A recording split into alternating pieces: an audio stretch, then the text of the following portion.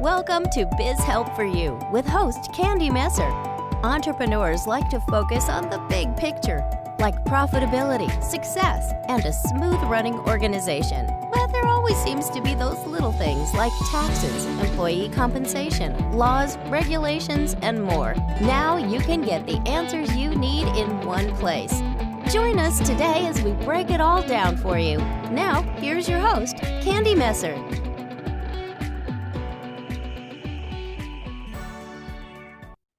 Hello and welcome to Biz Help for You with Candy Messer. Thank you for joining us today. I hope you enjoyed the topic of our last episode. And if you are unable to join us and would like to listen to the show, links can be found on our YouTube and Facebook pages, as well as multiple favorite podcast platforms. And if you'd like to receive notifications on when our episodes have been uploaded, please like and subscribe. Now, many of you do not know my story of how I became an entrepreneur or how I started this podcast. So I'm going to share a little bit more information today so you can get to know about me a little bit more and why I have this podcast. So first, how did I become an entrepreneur? First of all, I never thought that I would be an entrepreneur. I didn't really see much regarding business ownership. My grandfather did have a business. However, he lived in Indiana and I lived in California. So I only got to see him usually once every other year for a week or so. So without having anyone near me, I didn't really know what entrepreneurship really was and what it entailed. But looking back, I see a few things that I did that actually prepared me to become an entrepreneur. So in high school, I signed up for a program that was called Junior Achievement. And I don't know if it's still in operation today, but they had mentioned that they had this program available to learn business and leadership, and it was advertised through the high school. So I did sign up for the program, and it is where you run a company with mentorship from people in corporations. At least I know for sure the one that I had was through Hughes. And I believe it was the same company that was the mentor for both, but it's been so many years, I don't really recall.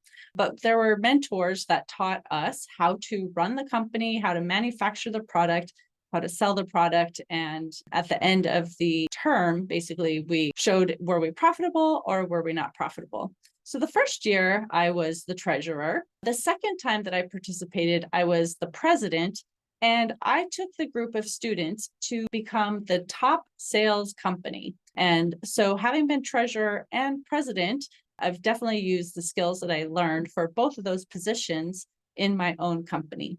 I did major in business management in college, but I thought that I was going to stay in retail management. I began working retail at the age of 17. And I worked for that same company for almost 10 years. I left after the birth of my second child. But when I went off to college, I had thought I was going to continue to pursue the retail management side of things. And I graduated. I had actually had multiple promotions while I was in that position. But basically, I decided after having two kids that being in retail, it really wasn't conducive to the life that I wanted to lead with my family. If anyone has worked retail, you know, like the Christmas season actually begins in September. You could be working really long hours. And so the year that I got married, I actually was going in at 9 p.m. at night and working the overnight shift. At that time, I managed all of the soft lines of the retail store. So men's, women's, children's, cosmetics, jewelry, accessories. Pretty much anything that you would put on your body or your children, that is something that I managed. And it was from the time that it hit the receiving dock through the time of sale. So as you can imagine, during Christmas time, that would be even more inventory, crazy hours. And so we stocked the floor mainly at night when the store was closed to just make it easier to do our jobs. The second year that I was working this position, I'd had my daughter and had gone back to work. And then they changed the shift to be a 4 a.m. start time. And as you can imagine, with that time, my daughter was about one and a half. It was a little bit difficult to get to work and still be able to have everything ready for her. Thankfully, my husband was able to take her to the childcare and then I could pick her up. But having done that, when my son was coming along, I just decided it wasn't really worth staying in retail, and not being able to see my family. So when my kids were 4 and 2, there was a preschool that needed help. The director was on a medical leave, and I was asked to step in and help. So I took my kids with me. Since it was a preschool, I was able to take them, and I just let them know I'd be there long enough to do the bookkeeping, but I wasn't going to work a full shift like the director had done before. They did have an office manager there too, who could be there if parents were coming in with questions, payments, things like that. And she would just take those payments, leave it for me. I would do the bookkeeping. I would post it. I would, figure out the counts for the lunch and pay the school that we were part of, through those fees. And so I did that for quite a few months. It ended up being 6 months before the director came back. So when she came back, I started to think like maybe it was time for me to get back into work. I always have been someone who feels like the need to be achieving something. And I loved being a wife and a mom, but I think I felt like I was just missing out on a little something, whatever that might be. And so an opportunity presented itself for me to become a full charge bookkeeper for a publishing company. And I was able to work part-time. I'd asked if I could, and they said, as long as you could get the work done, in part-time hours, that's no problem. So I joined the company in 1998 as the full charge bookkeeper, which meant I handled everything in the accounting cycle, basically from the time parts were ordered, and inventory was coming in. I would receive the inventory, post the bill, make the payments, receive customer payments, reconcile accounts, and, enter the payroll journal entries, all of that entails the finance I was involved in. So I began doing that in 1998. And in late 2002, somebody who knew what I did asked if I would help her with her husband's business. She was doing the bookkeeping, but she said she absolutely hated parts of it. She didn't mind invoicing the customers and she didn't mind paying the bills. But when it came time to reconcile the accounts, she was just pulling her hair out. It was hard for her to match everything up between credit cards and checks, and fees would be coming out. And it wasn't where the merchant just pulled the fee once a month. They pulled the fees daily. And so it just made her really frustrated and not wanting to help any longer. So I wasn't really sure that I wanted to help, because at that point, I, again, didn't think I was going to be an entrepreneur. And I knew there were some things I would have to do to be able to do that. I had to buy the software, I had to get a business license. And at the time, I lived in an apartment, and the city required a home operating permit if you operated a business out of your home. And as I looked at the cost that it was going to be for me to get the license and the home operating permit and the software, it really didn't make much sense for me to only have that one customer, because I really wouldn't be making much or anything at all, really, once I had to pay for those fees. So I decided I needed to take on a few more clients to make it worthwhile. So at the time, I was on the PTA of the elementary school where my children attended.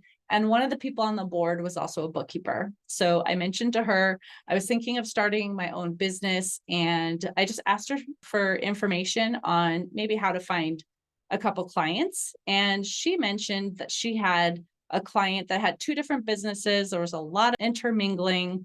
It was a lot of work for her, and she just didn't have time to help any longer. And would I be willing to help? And so I said, yes, thank you, so much. And then I added a few more clients. So I was working my part-time real job, and then I was doing this on the side.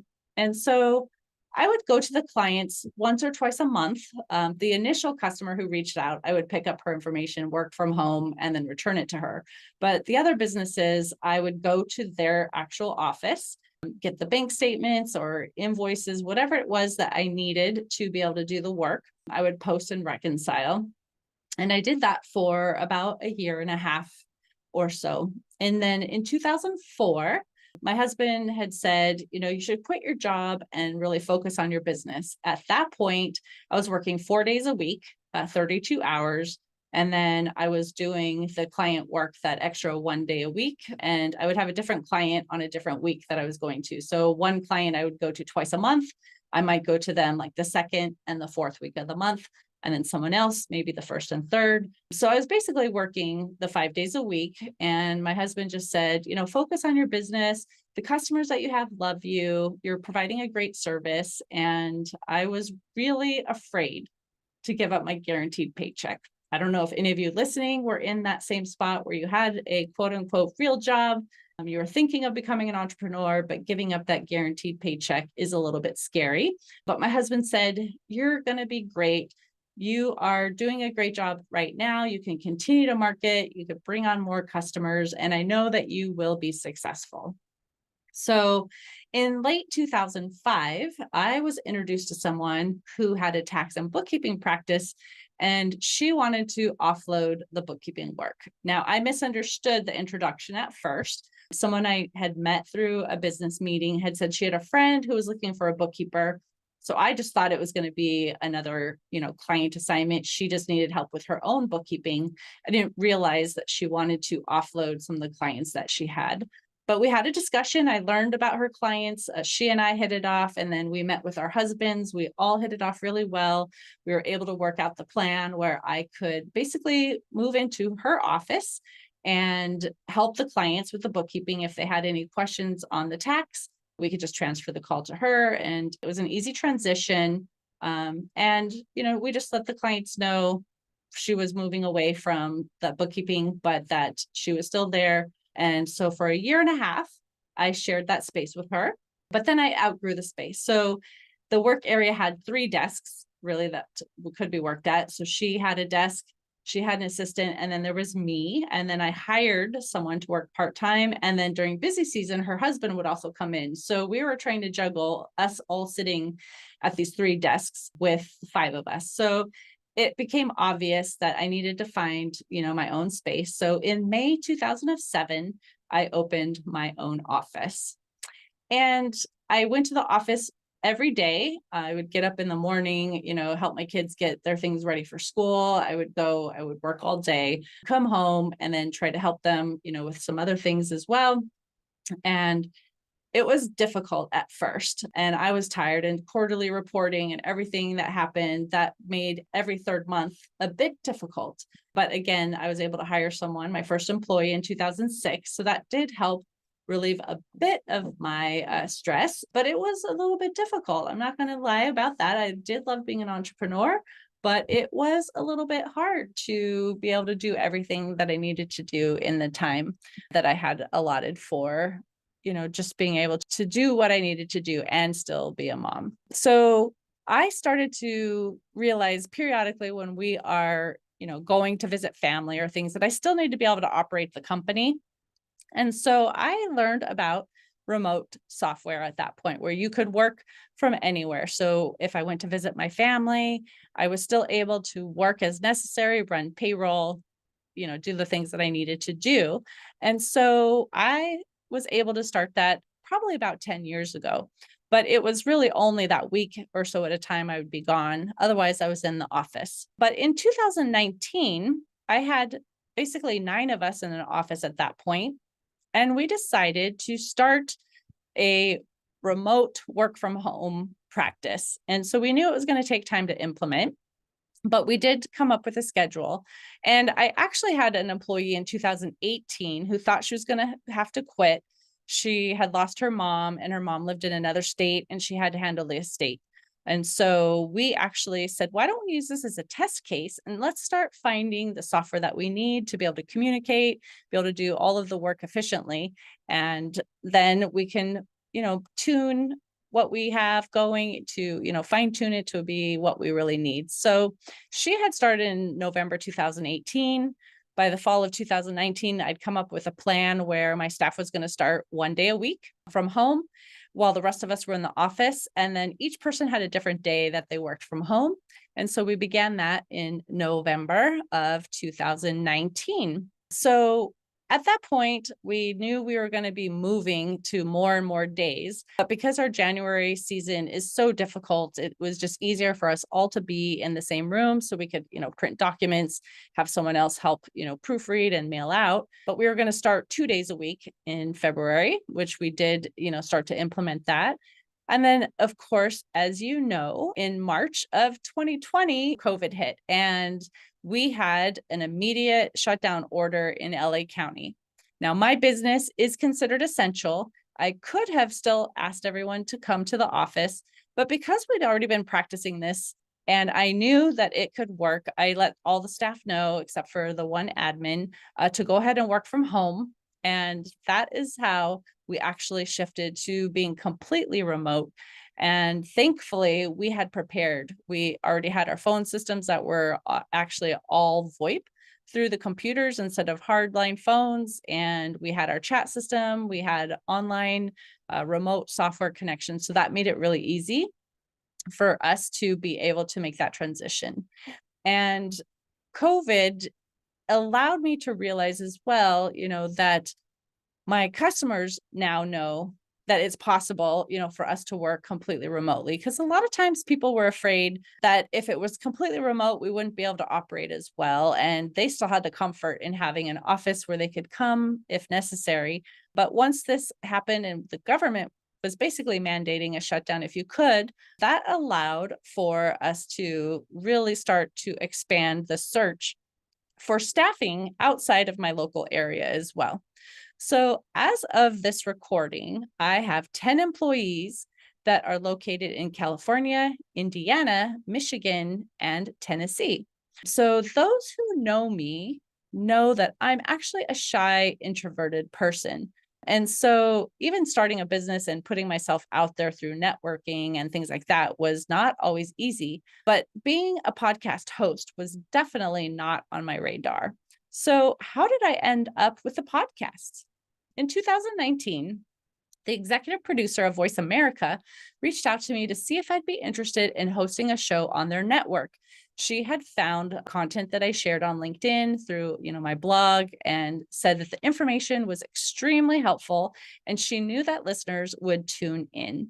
And again, I just never thought I would even have a podcast. And I told her I needed to think about it for a minute because it was going to be an hour-long show. It was going to be live. It would be re-aired multiple times during the week. And so I was just not sure if I wanted to go that route. Again, being an introvert and being on a live show for an hour, that was a bit scary. But I finally decided I could try it and see what happens, right? What's the worst that could happen? I could flub, I could mess up. I could, just make a bunch of mistakes. But I started and it was scary a little bit, but I went ahead and talked to some people I knew in business. And I said, would you like to be guests on my show? It's going to be educational for business owners. I want to give them information that will really help them be successful. I have had people, come into my office not knowing what they were supposed to have done and ended up with penalties for not doing something on time, whether it was not filing for a business license because they thought a DBA was also a business license. Or, maybe they calculated sales tax wrong, or they did something wrong with their filings. And once you get that notice and a penalty is assessed, usually you do not get that reversed unless you can prove, that really what they're saying was a mistake wasn't a mistake. Or sometimes you can ask for an abatement saying it was like the first time you made a mistake, could you potentially have that waived? But most of the time it is not. And so just seeing the devastation when these small business owners who are trying their best just to have a business were ending up with these penalties and, failings in other areas, I thought, well, let me talk to experts and have them share their expertise. So I did. And again, it was audio only originally with Voice America. And I stayed with them until November of 2020. And then at that point, I switched to doing the podcast myself and including video that I posted to YouTube, as well as, again, sharing it to multiple podcast platforms, including Google, iTunes, TuneIn, Stitcher, iHeartRadio, and Spotify. So I originally did one show a week. Voice America was one show a week. It started originally on Tuesdays at 2:00 in the afternoon. So I kept the same schedule basically for my podcast when I switched to video, and I just had it airing on that Tuesday. But we had so many guests reaching out, wanting to be on the podcast, that once we were getting them booked, they literally were going to have their show airing about 5 months after they recorded with me. And I just thought that was just too long to have to wait. And rather than telling guests we're not going to schedule anything for a couple months, I decided that I would start to do 2 podcasts a week. So I started airing them on Tuesdays and Fridays. Since I began my show in 2019, I have almost exclusively interviewed others to share their expertise. But I realized recently that I really need to talk more about information from my own industry to help you be successful with your bookkeeping, payroll, sales tax, 1099s, and other compliance duties. So I'm going to start doing individual podcasts as well, where I will be giving you information in the financial arena. So for those who listen to my podcast, but you don't know how I started my business or my podcast, again, I wanted to share this with you. So I hope you found this interesting and you just learned a little bit more about myself, how I became an entrepreneur, and how I became a podcast host. Again, if you have topics that you would find interesting, that you haven't heard, or you just think that would be great to take maybe another focus on, please email me at media@abnp.com. And if you're interested in being a guest too, you have something that you want to share, you can also email us and we can send you our intake form that you'll provide information to us. So we'll know your topic, description, and things like that. And we can determine if we think it's a great fit. And again, that email is media@abnp.com. So I have now shared more than 200 episodes on my podcast. And if you haven't been listening for a while, if you want to go to our YouTube channel, you can find the ones since I had originally begun with the video back in late 2020. And my shows on Voice America are actually still on their website as well. So if there's topics there that I had shared in the past you'd like to find, you still can find those too. And I hope you will share our show with those you know. And if you would leave a review on your favorite platform, I would really appreciate it. My goal is to help educate the entrepreneurs so they could be successful. The statistics for failed businesses continue to increase, and I want to change that. So your sharing this podcast can help me reach those listeners as well and give them the tips and the tricks that they need. So from my story, you've learned I never planned to be an entrepreneur nor a podcast host, but here I am. So I encourage you to step out of your comfort zone and pursue something that you never thought that you would. You might find that you love it. So thank you so much for tuning in today. I hope you found it interesting to learn a little bit more about my story and my passion to help the entrepreneurs. And if you have any additional questions or comments, again, reach out to me at media@abnp.com. And I hope you can join us for our next episode. And please remember, you can connect with us on Twitter, Facebook, and LinkedIn. And my website is abnp.com. You can find the podcast posted on multiple favorite podcast platforms, including iTunes, Google, TuneIn, Stitcher, iHeartRadio, and Spotify. And would you please share our show with those you know and leave a review on your favorite platform? I'd really appreciate your support. Until next time, have a great day. Thank you for listening to Biz Help for You. Please join your host, Candy Messer, again next time. Have a terrific day.